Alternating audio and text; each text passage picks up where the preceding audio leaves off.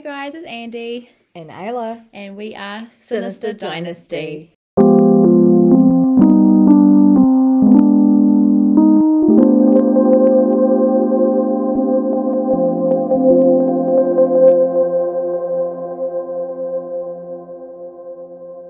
So today I have talked up a little bit of hype for this, kind of, it's my own fault, but I'm going to be doing the Ben Smart and Olivia Hope case. So I did a little burp then. I actually wrote this a while ago, like we've done with most of the other recordings. I've forgotten pretty much what I've written, so this will be me reacting again as well as Ayla reacting. I can't even remember what year it was. I have heard some of this. Yeah. Not from Andy's point of view or anything like that, but when I was in the gym several years ago, I no longer go to the gym. We've got a toxic relationship. But I remember listening to... No, you don't. I don't. I do, but I don't know how to say it. Like the person who they thought committed the crime, their point of view. So there are recordings of this, like an interview with him. Oh, okay. Them. Yeah. Not giving away too much information. Maybe I did touch base on that as well, actually. We might have watched the same thing. Oh no, so you heard it at the gym. Yeah, podcast. I was listening to a podcast at the gym. I really need to put more effort into these cases. I did watch one documentary. I said I was going to watch another one, and I completely forgot until today. So I haven't done that. But I did put a little bit of effort into this because it's a really high-profile case. It's fucking mental. Yeah. Well, I'll get into it anyway. So the case is coming up 25 years old. So, I don't even know what year it was. Oh no, it says it's here, 1998. You can tell how very disorganized I am. So yeah, 1998. So yeah, coming up at 25 years old. No. What month? Oh, at the end, no, coming into 1998 new year. Okay, fair enough. So at the end of 1997. So yeah, coming up 25 years, which is it's not very nearly actually. Well, we're in December now. We're doing very good. So at the time of the event, so Ben was 21 years old and Olivia was 17. And they were friends and decided to meet up at the Furnau Lodge, and that's down the Endeavour Inlet in Marlborough Sounds. So it's in like Blenheim. Area. Okay, yep. Yeah, so it was around Blenheim. Blenheim picked him. Have you ever been to the Sounds? I have actually. One of my friends had a flat over there, so... Very good. Yeah, very good, yeah. So I stayed with her for a little bit, so that was nice. But yeah, so it was to celebrate the 1998 New Year, and there was about 2,000 other people celebrating this event also. So Olivia took a 12-bet yacht called the Tamarack over in late December, so that's how she ended up over at the Furnau Lodge, and she was with her sister Amelia, as well as 10 other people. That's my cat's name. Amelia? Yeah, here she is. Oh, Amelie. There she is. Oh, so Emmy's like a short name. Yeah, Emmy's short for it. Hey, Emmy. And so Ben arrived separately, so he drove to a batch with his friends. So she came on a yacht and he came in a vroom vroom. How bougie. Yeah, very good. So after they were finished partying in the early hours of the 1st of January, some friends dropped Olivia and Ben off at the Tamarack where they planned to sleep. So again, that's what Olivia came on. So did they know each other before this night? Yeah, they were friends. Okay. Yeah, they were mates. So there wasn't any room on the Tamarack though because someone had stolen their spot on the boat. You bet your ass I would fucking haul their body off. It sounded like she was pretty pissed about it. We'll get into that later, but I'd be fuming. That'd be in the water.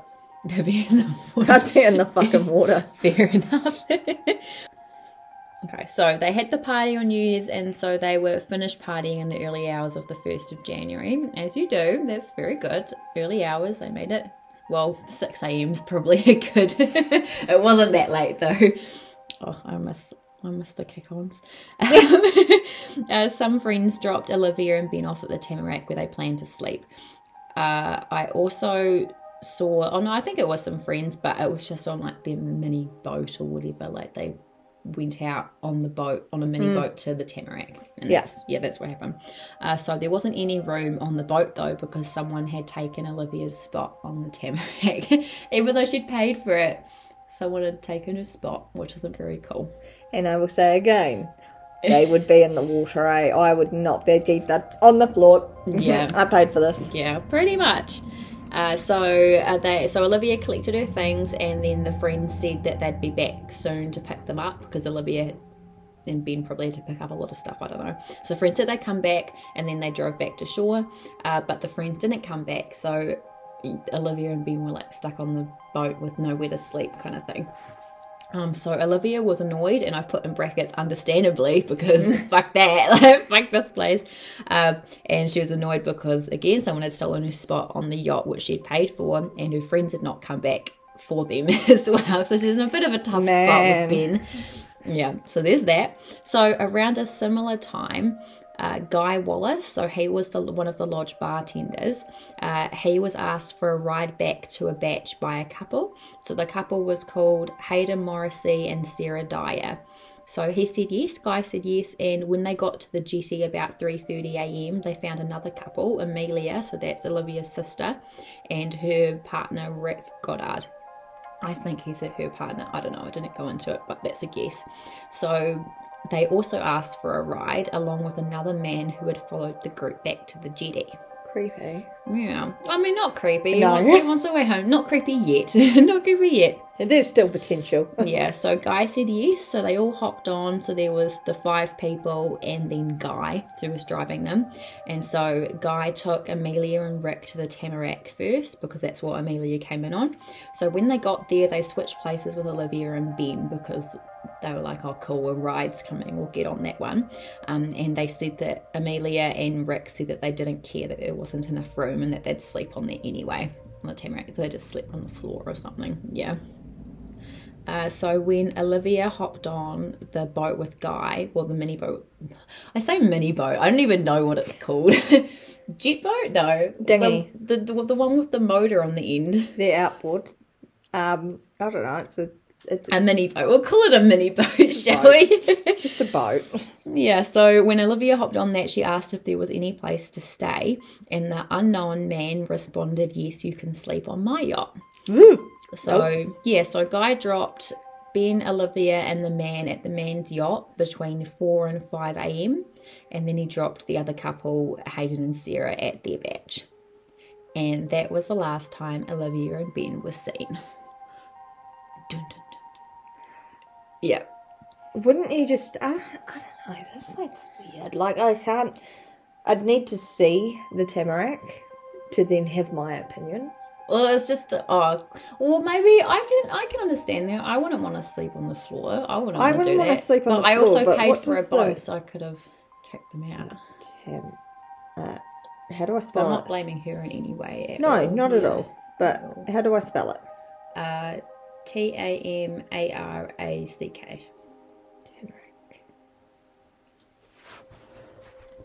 It's a place. Tamarack, yeah. Okay, yeah, so it's like tiny. Oh, okay. So they would have had a hard time sleeping on the floor. I was gonna, like, with yachts, with real fancy yachts, they've got that netting. So you could have slept on the netting. Yeah, that's over the water. Oh, yeah. But I think I'm thinking more of like a catamaran style boat. Well, I just think of boats. They all kind of look the same to me. Is that bad? No, probably. You're just not a boat person. No, I'm not a boat person. You're allowed to not be a boat person. So Ben and Olivia were reported missing on the 2nd of January. So I'm guessing the parents still thought, well, as you would really, like if you didn't come back on the 1st of January, you just come back on the 2nd. So it makes sense that they were reported missing on the 2nd of January. So the Blenheim police treated them as missing persons and started looking for them on the 3rd, but by the 5th of January this changed to a homicide investigation, as it was very suspicious that Ben and Olivia had not returned home by this point. So what day is this? The 5th the 5th of January. Okay, carry on. So by the 5th of January it changed to a homicide investigation. So Inspector Rob Pope was appointed to take charge, and the main focus was on finding the yacht the pair had boarded, so the unknown yacht with the unknown man.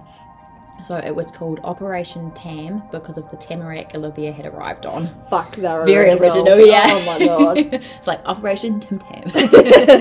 Have you done the Tim Tam straws before? No. I need to do it again. I've done it ages. And I wonder, I'm going to make a prediction. Mm-hmm. I predict the police are going to put too much focus on the boat instead of looking at other leads. Carry on. I'll try to remember why I'm laughing later, because yeah, okay, yeah. Anyway, I'll try come back to that if I remember. So the water around Furnell Lodge was also thoroughly checked, as well as looking out for the unknown yacht, but this did not bring up any evidence, which is good and bad. It's good and bad. So by the 8th of January, the National Search and Rescue Centre had said the unknown yacht could have reached Australia or either end of New Zealand at this point. And on the 9th of January, there was a marine radio call that said 2 bodies had been recovered. But this turned out to be a hoax, which angered the Smart and Hope families. As it should. Fuck them. Whoever said that's fucking horrible. Like in every case like this, people have the audacity to fucking ring up and like joke about it, and it's like, man, who wronged you, bro? Like, that is so unnecessary. There should have been like a fine or something involved in that as well. Like so wouldn't it be under like obstructing justice?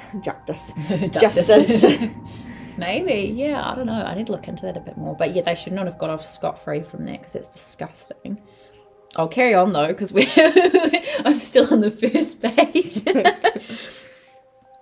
The families also launched private inquiries to try find their children, but nothing was found. Okay, now I'm on the second page. Nice. So Guy Wallace, so that's the guy who drove the mini boat. I don't know what it's called, but he drove the couples out there. Oh, water taxi. There you go. I literally said it here. So it was a water taxi. So he said he dropped Olivia, Ben and the man off at a well-maintained ketch. And I literally wrote that I had to Google this, but it's a sailboat with 2 masts, and one of them is higher than the other. So picture that in your head. Fancy. Oh, it is? Oh, it's fancy. Well, that's what it said as well. I'll get into it later, but apparently it was a really fancy boat. Like, it looked really flash, so it was that. So Guy said it had a thick blue stripe on the hull and several round portholes with brass surrounds, and it was gone by 8:30 a.m. on the 1st of January. I can't remember where I got that information from. I don't know if that's right or not, but I don't know. Well, he wasn't hungover, was he? Oh, he was a lodge bartender. So the guy on the boat, gone by 8:30. Oh, that guy. Oh, I don't know, maybe. So there were lots of photos taken on New Year's Eve, so police looked through them all to try find the boat. However, nothing matched the description Guy gave. So Guy said he saw the boat, and they're like, oh, well, there's no photos. Yeah. It might have been dark. You might have screwed up, kind of thing. Rude. So I did watch a documentary. So according to the documentary, which was Doubt the Scott Watson Case. Oh, that's the first time I've mentioned the name anyway. But so the Doubt the Scott Watson case, there were 10 different sightings in Endeavour Inlet of the ketch that Guy had described. So one family even drove around it, like in their own boat, because they thought it was so elegant and wanted to get a better look at it. They just thought it was really a great looking ketch. A great looking cock. Yeah, so eye-catching, like quite a few people noticed it. Another witness was a boat builder who was also intrigued by it. So when you're building boats, you kind of know what you're looking at. A lot more than me, who had to Google what a ketch is. Small boat. A small boat and a water taxi. Oh, I can't believe I forgot that. I already read that. Another possible sighting was when it was leaving Queen Charlotte Sound on the 2nd of January. So the couple who saw it this time said there was a young brunette and blonde sitting very close to each other at the back, and a third older man who was doing all the boat work. So they waved to them, but nobody waved back to the couple. They just have bad eyesight. Yeah, well, they asked the police if Olivia had blonde hair, and the police said no, it was red. And I put in brackets again, so if you see a photo of Olivia, which Chris should provide you guys on our Instagram, it is very obvious that she had blonde hair and not red hair. But Interesting. the police originally said it was red to the couple, so they were like, oh, okay. I bet they did. Yeah, and the other man on the boat, so the unknown, well, they were all unknown, but that man, the older man, was described as being very wiry and scruffy looking. Interesting. Yeah. You know what?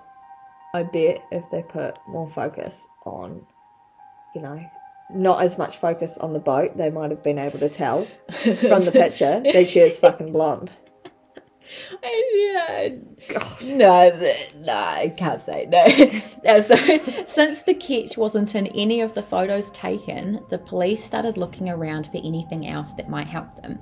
So Guy said he had got a good look of the man who had taken Olivia and been onto his yacht. So they were like, cool, well, let's do a drawing of him, I guess. So police resources were stretched, and so they decided to put their resources into evidence they knew could help. Like finding the boat? Well, no, it says other than focusing on something that, according to the photos, wasn't there. So, I mean, you can see where they're coming from, but if lots of people had seen the boat, I don't know. We'll get into that. We'll get into that. I'm gonna backtrack for 2 seconds. I'm just on a tangent now. But like in the Mona Blades case, yeah, they focused on that orange flippin' Datsun so much that they did not follow up any other potential leads. Okay. I'm going to say it now then. No, I'll just say it now. I ruin it. This is the complete opposite of that. Is it? It's the opposite. That's why I was laughing. It's literally the complete opposite of it. God's sake. I'm like on a tangent. Yes, I'm like, I'm right. No, well, normally you would be right, but this, we'll get into it. So the police used Guy's description of the guy,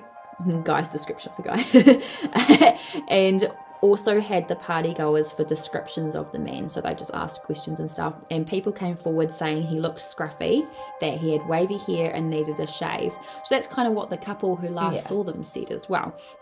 So he was also described as having hooded eyes. No, I don't know. I don't even know how to show that on a podcast. You can't really, because we're talking and not showing anything. I could be flashing you guys right now. No, I don't want to do that. Andy's playing with her eye like you can see it. Yeah. And she's still going. I get real focused on things, eh? Like, I'm going off my own mini tangent. Well, I could maybe show people who are listening. No, I could. Should we put a photo on the Instagram of me being like, this is what hooded eyes look like? That's racist. No, that's what hooded eyes look like, isn't it? I'm not trying to be racist.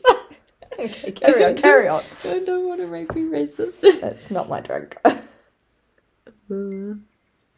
So Ros McNeely was the bar manager at Furnow Lodge, and she'd served the man and said he had shoulder-length hair, and both her and Guy said that he was drunk.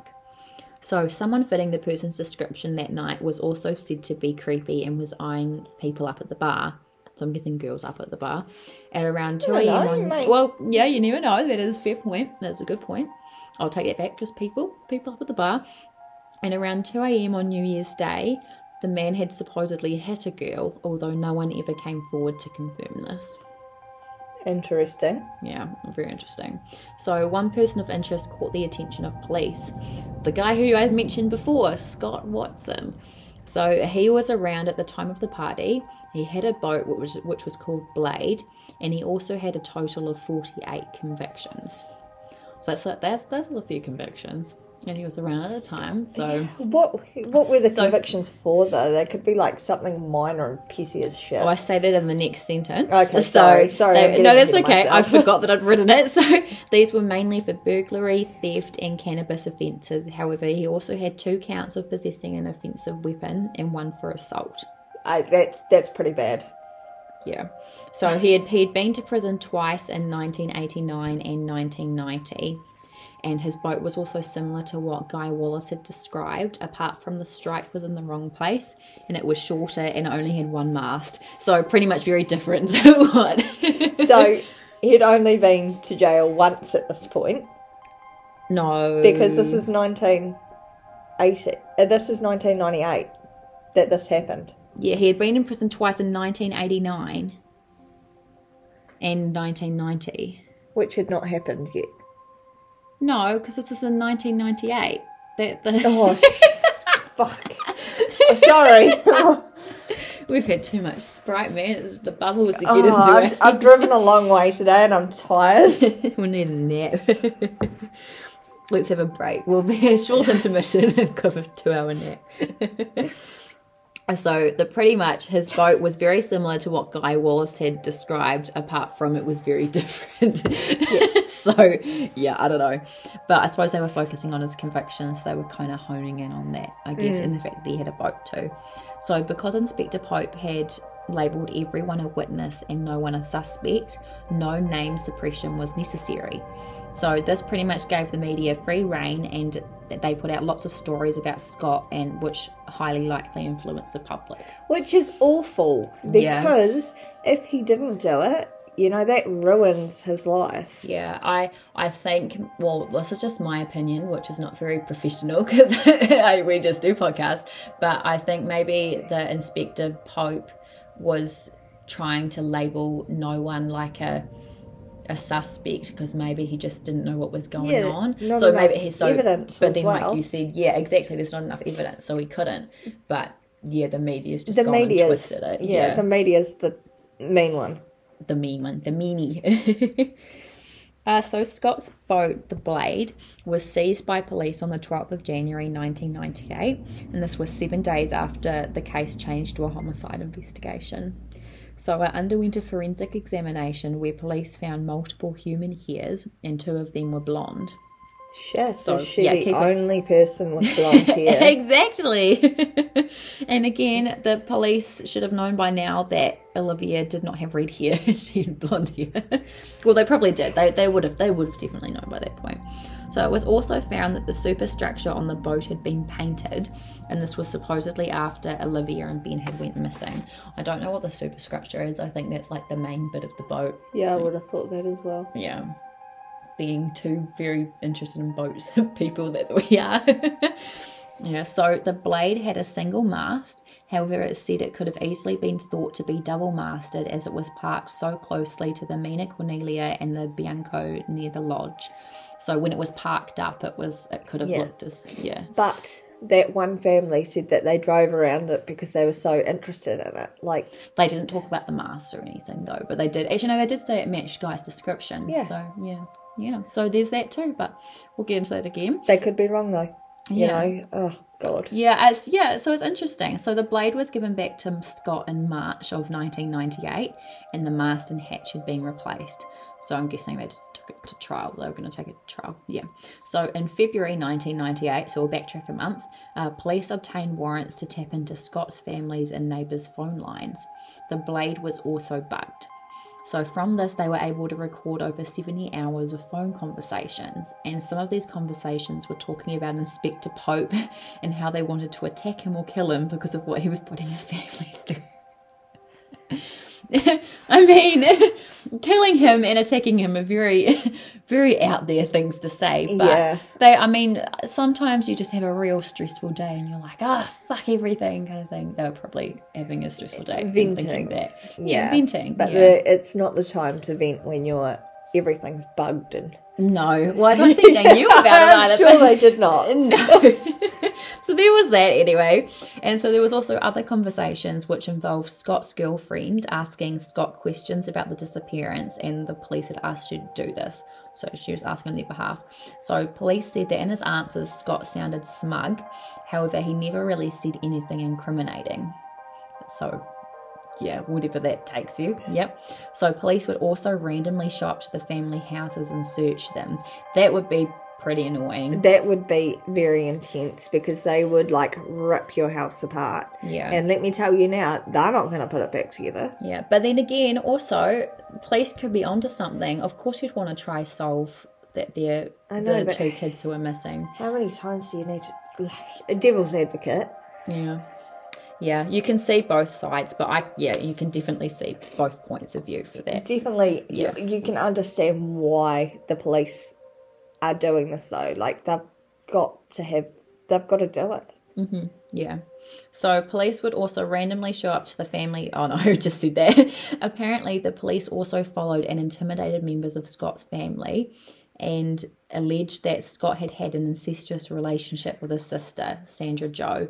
So the media was already crazy at this point. So this would have just made them insane and just started the rumour mill and blah, blah, blah, blah. Oh, but police were also, they were quite annoyed about this due to how public the case was. And fair enough as well. Once the media gets in there, everything pretty much can, anything can happen really. They can say anything and the public will believe it. Yeah, so it's not fair on anybody in that situation. The media definitely No. And like Scott's sister who is now being dragged into this. Yeah.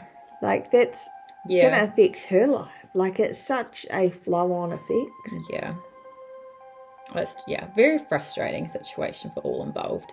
So I want to get back to the mystery man, though. I almost said Scott, but it's the mystery man.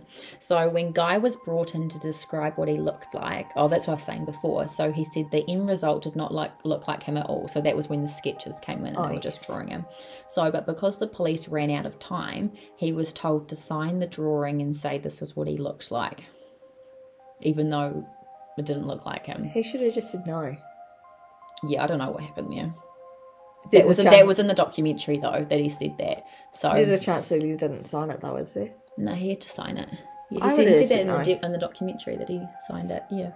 So when the photo was made public and no one had seen the man who looked like the drawing... Because it didn't look like the guy. Yeah. Guy said the police thought he had made it up and tried to pin it on him instead. So they tried to pin it on Guy. Yeah. So he was told very firmly by the police that he was not to talk to the media, but Guy did it anyway because he thought it was either him or Scott that was going to prison at this point because they were trying to pin it on somebody, and so he defended himself publicly instead. Like, poor choice of words on my behalf, but kill or be killed. Yeah, poor choice of words, mate. That's a very poor choice of words. So Guy also knew at this point that the police and the public thought it was either him or Scott. Yeah, so he lost lots of friends by that revelation. Well, revelation, I don't know what you call that. But he was also shunned by the public because of the accusations too. So he lost quite a few people, Guy did, because of... Yeah. Yeah. And like I was saying before, like it affects it, if he did it or if he didn't do it. If he didn't do it, then that ruins his life. Yeah, and again, you can see where the police are coming from as well, because if Guy signed off on that drawing and they looked for it and they couldn't find him, then of course they're going to go back to Guy and be like, why can't we find this dude, kind of thing. Yeah. So again, you can see everyone's point of view. And then if he did it, then, you really... Fuck you. Fuck you. You don't need a life now, bro. Yeah, so Guy had also said that when Olivia asked for accommodation, so that night that they went missing on the 1st of January, I don't know, before 5 a.m. some point, the unknown man on the water taxi said that you can stay, but he can't. And he was referring to Ben, who was with Olivia. So Guy thought it was a joke. And then when he dropped them off, he confirmed with Olivia that she was okay to take up the offer. And she said that she was. So he was like, okay, well, I've done all I can do. And drove off. Yeah, so fast forward to the 20th of April, where Guy was shown a collection of photos of men, with one of them being Scott. He did not recognise the mystery man in any of these pictures. So I think it was like 8 photos of different men and stuff. Yeah. So the police then changed the photo of Scott to where he was mid-blink. So remember, the dude had hooded eyes. So they changed the photo of Scott to when he was mid-blink, so it kind of looked as if he had hooded eyes. And then Guy identified him, although he said it was really only because of the eyes, which appeared hooded. So he said that it was because it was of the eyes that he identified it. No, he was set up. That's such a setup. Yeah, well, so then these same photos were shown to the bar manager, Roz, and she also identified him through the eyes alone, but with some uncertainty. So even with this uncertainty of Scott's identification, this helped to create the Crown's case against Scott, and on the 15th of June 1998, 5 months after Ben and Olivia were reported missing, Scott was arrested. So this was also despite him hiring an ex-detective to solve the case for him to avoid imprisonment. So he's being like, nah, like, it's not me. Like, I'm going to try to get out of this. So, I mean, fair enough if you haven't done it. Yeah, fair enough as well. So he also used the service of solicitors, investigators and counsel to advise him of his rights. It did not apply for name suppression upon his arrest because he felt there was no need to be secretive as he was innocent. So, yeah. Fair enough. Yeah, fair enough. So the Crown's case was brought about because of Guy's statement about the mid-blink photo. And the statement was, it's the eyes of the person in photograph number 3 that stand out for me more than anything. So that was when they changed the photos to with Scott. the mid-blink. Yeah. They should have changed all the photos to mid-blink. Yeah. Because they only changed one photo to mid-blink. Oh, no, I shouldn't have changed the photos to mid-blink, but I understand where you're getting at. Yeah, because it's not fair, because that's not what he looks like. So, yeah, all good. So I wanted to include a little bit of humour in this otherwise really sad case. So during a court appearance, a man called Alan Henderson threw a canned soft drink at Scott before being arrested and charged with disorderly behaviour. So... yeah. That's not funny. That would hurt. Well, but yeah. It's a little bit more humorous than the actual case itself. But when he was arrested, he told police, this isn't as humorous as that, but he told police that time had gone by and Olivia and Ben's bodies had to be taken out of the water. So Scott apparently smiled after the can was thrown at him. Yeah, so based on evidence, it was decided in December 1998 that there would be a trial for Scott. Wait, what? Yeah, that makes sense, yeah. Cool, so his trial commenced on the 10th of June 1999, so it's like a year and a half after Olivia and Ben went missing, and it was at the High Court in Wellington. So the Crown's case was that Scott was the 3rd passenger on the water taxi that night. The 5th passenger, because there was another couple on the water taxi too. And he'd offered Ben and Olivia a place to stay after the New Year's Eve party. So they called upon 5 key witnesses and 483 other witnesses and relied mainly on circumstantial evidence. The 5 witnesses were Guy, Amelia and Rick, who were, Amelia was the sister, Olivia's sister and her partner, and then there was Hayden and Sarah, who were just another couple, And so these were the people who were on the water taxi. Oh, I just said that. So I'm just going to go into the trial a bit, and then we're going to go for part 2 later. So during the trial, some witnesses claimed that they had seen Scott on the 27th of December in 1997 and said that he was planning to go to the party at the lodge to get babes. Fair enough. Good plan. Yeah, good plan. Again, good plan.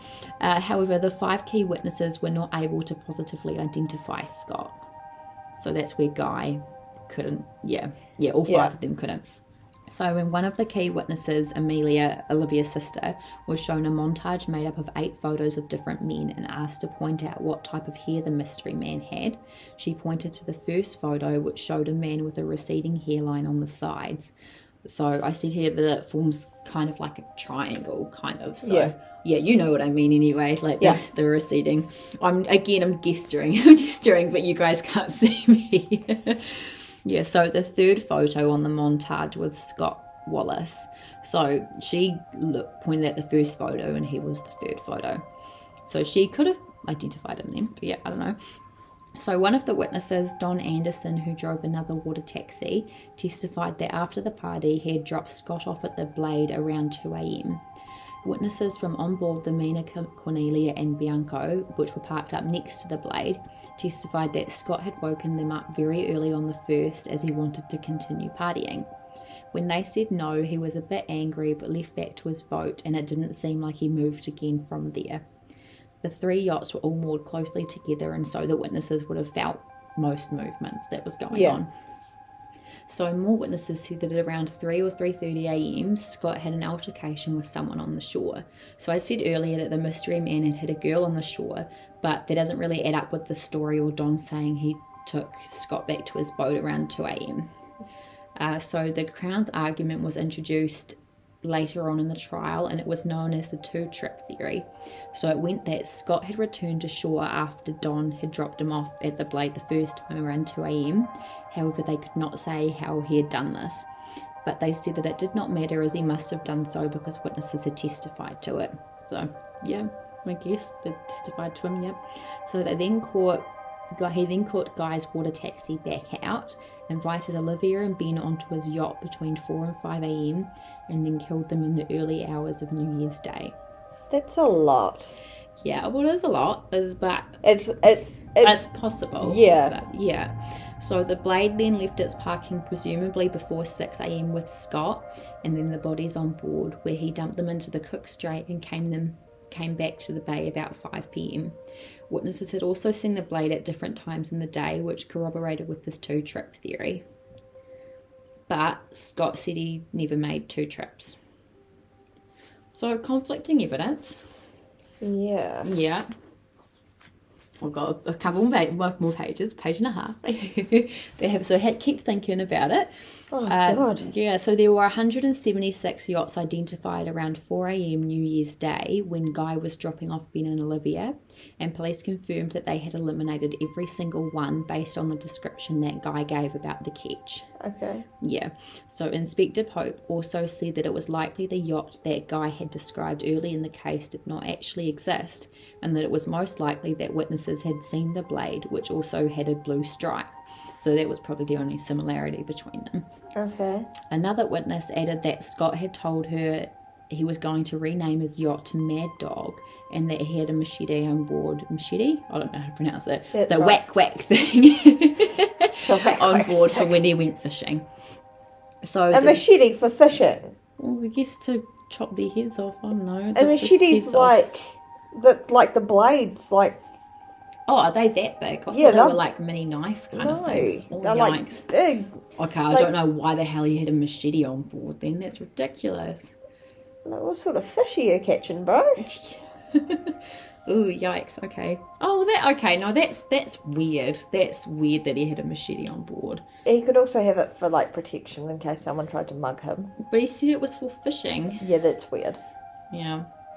Okay, well, yep, as you do, I guess. Okay, carry on. Yeah, so the Blade had also been cleaned when police seized it, and the Crown thought that Scott had cleaned the Blade to remove any evidence that may have been on board. So they seized it in January and gave it back to him in March, remember? Or was it just a New Year's party and he cleaned it up afterwards? Yep. Like, yeah, who knows? Catch-22. Yeah. So according to the fingerprints, only 2 people had been on the boat since it was cleaned. Scott and his sister Sandra Jo. Sorry, Sandra. I hope, one of those. So they'd been sailing together for a few days in the new year before police seized the boat. So he cleaned it, and I'm guessing they went on after that, yeah. So there was also scratches on the interior foam lining of the hatch cover, which was shown to the jury with it being claimed that they were made by human fingernails of someone trying to get out of the hatch. Which was, yeah. I don't have anything. This theory was debunked as the hatch was not lockable from the outside, and so the scratches could only have been made when the hatch was open. So Scott and Sandra Jo argued that the scratches had been made by Scott's nieces. However, Gerald Hope, Olivia's dad, said that Olivia had long fingernails and this could have made the scratches on the hatch cover. They could have. Yeah. But so could little children. Yeah, but also Olivia could have made the scratches as well, so that gives a bit more weight to it too. So twice during the trial, the jury were actually taken to see the Blade. So they were taken on board and asked to take note of what they saw. They also went to Fernell Lodge, where they saw the jetty, bar and the lawns. And then they also went on a water taxi to where the Blade was moored on New Year's Eve between the 2 other boats as well. So they got a good trip. Yeah. yeah. So in week 3 of the trial, a witness recalled that she was the one who had taken Olivia's bed on the Tamarack. When she heard Olivia and Ben coming, she pretended to be asleep so she didn't have to move.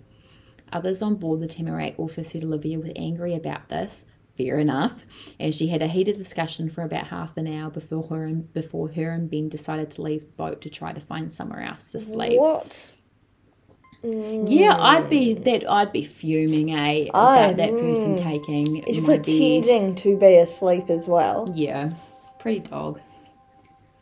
I mean, actually, it could have been drunk as well. Again, that's me making excuses. But she's like conscious. a devil's advocate, conscious, and she's aware that she's still not taken good, someone's bed. Who's paid for it? Who's paid for it? Yeah, not great. Not a good move, girl. I'm sorry. I know you regret it, so I won't go too deep into it. But yeah, not very good. So another witness said that she had been drinking with Scott and a group of friends on the afternoon of the 31st of December, and that he had become more and more inappropriate as the time went on. So this was backed up by a number of people throughout the night, and he'd also had a fight with some people around 3 a.m. who backed it up as well. So the witness also said that Scott had described his boat as a ketch, even though the blade only had one mast. So the evidence for the crime, a bit more evidence for the crime, was that the two hairs that were found on the blanket in Scott's boat matched Olivia's hair type. So Susan Vintiner, she was a forensic biologist anyway, and she examined the hair and said that one of the hairs was 28,000 times more likely to carry Olivia's DNA. 28,000 times likely. You can't pull a DNA sample from a hair strand unless it's got the hair follicle attached. I don't know. And they're not even testing though. Well, so they found, it says down here anyway that so she was testing against hair found in Olivia's bedroom.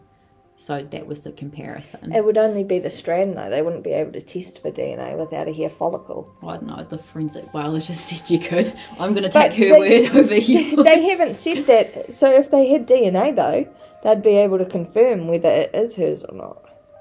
And they're not. Sorry, I'm just taking No, that's all right. No, that's cool. It's just likely to carry Olivia's DNA. Well, true. Okay, well, yeah, 20,000. That's kind of what I meant then, maybe. I don't know. Maybe I just didn't write it very well. Likely, though. That's... Yeah. So it's pretty high. So this was very strong evidence and helped overcome some of the uncertainty around Scott's identification by Guy and Roz from the mid-blank photo and the other 4 key witnesses. So, however, Susan also added to her testimony that the jury should consider secondary transfer and that maybe Olivia had just randomly come into close contact with Scott at the party and some of her hairs had got onto his jumper. So there's that possibility too. So she reminds the jury to keep an open mind. So on top of this, 2 more witnesses were people who had been in prison with Scott prior to his trial, and they had both said that Scott had told him he was responsible for Ben and Olivia's disappearance, with one of them saying Scott admitted to strangling Olivia.